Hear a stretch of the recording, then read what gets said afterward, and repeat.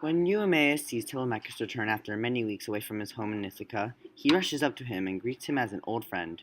He embraces the prince as a father greets his own son, while his actual father stands in the doorway. But there's that. It shows how much even the common swineherd has respect for Telemachus and cares for his well-being. It also shows how the lineage of Odysseus is not forgotten, even during a time of despair in Ithaca. Athena meets with the great hero again and transforms Odysseus from a beggar into his normal appearance. When Odysseus returns to the prince looks at him with fear. Telemachus believes that Odysseus is some god sent down to punish the land of Ithaca. Odysseus reassures Telemachus, telling him he is no god.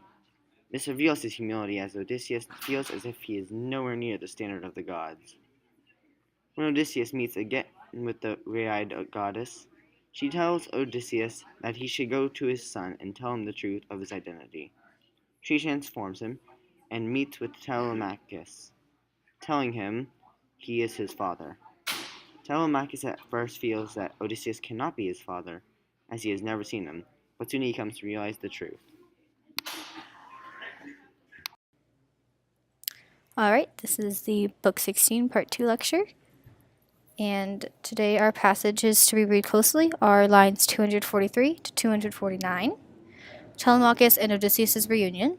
And our second passage is lines 287 to 293, which is Odysseus' two best fighters. And our last one is 453 to 469, which is titled Penelope's Outburst. So our first key question for discussion is, what were Telemachus and Odysseus' reactions at finally meeting each other, and why is this significant? So in lines 243 to 249, as soon as Telemachus accepted that the man in front of him was his father, he embraced him in a long, overdue hug. He threw his arms around his great father, sobbing uncontrollably. This resulted in them both bursting out into tears, a strange sight to behold considering he's our epic hero, and we don't typically see our heroes crying too often. This is very significant and important because it also harkens back to Achilles, the epic hero of the Iliad, who basically had his heart on his sleeve. He showed abundance of emotion. He was very emotional, just like we see Odysseus now.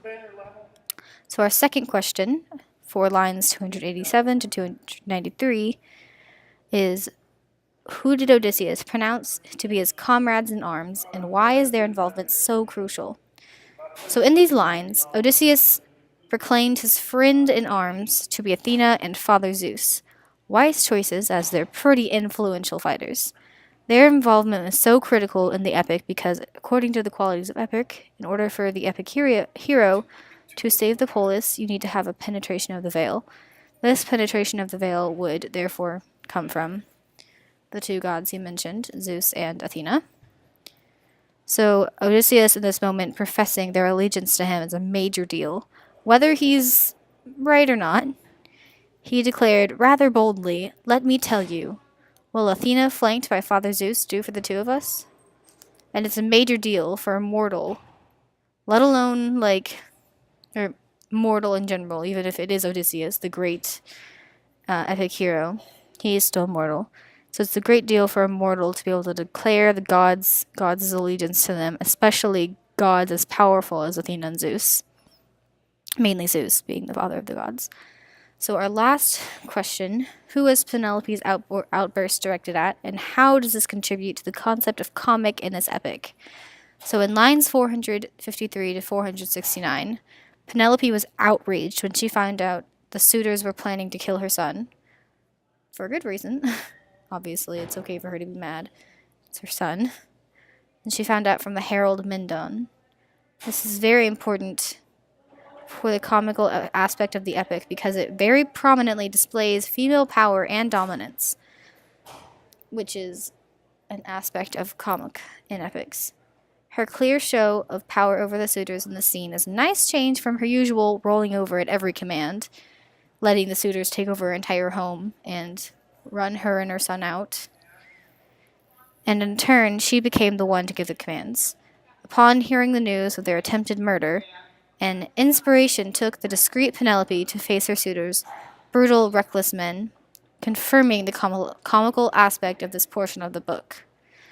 So that's this part of the lecture. Hope you enjoy the rest. Bye. Hello, this lecture is over Book 17, Part 1 of the Odyssey, lines 1 through 341. The passages to reread closely are lines 93 to 180, Telemachus' story, and lines 234 to 260, Melanthius insults the beggar.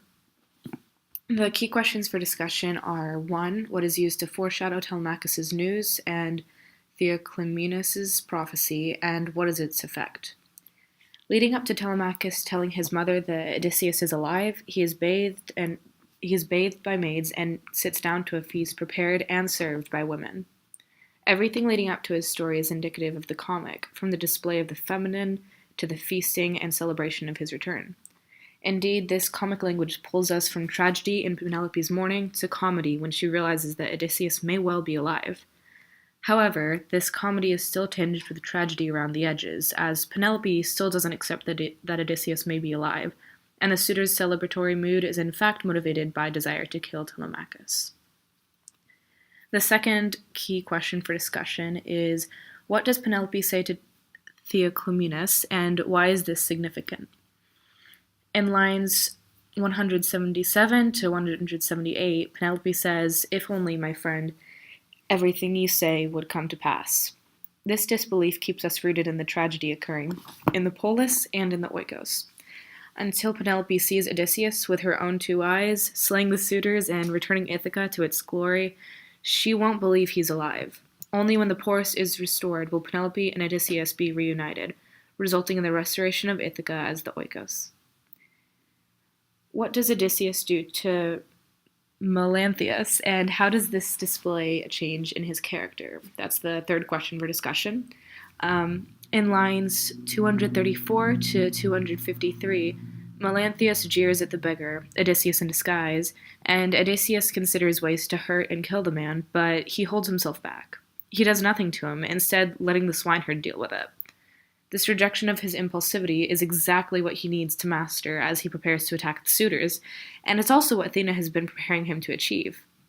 This displays a massive contrast between the Odysseus of Troy and the Odysseus we see today.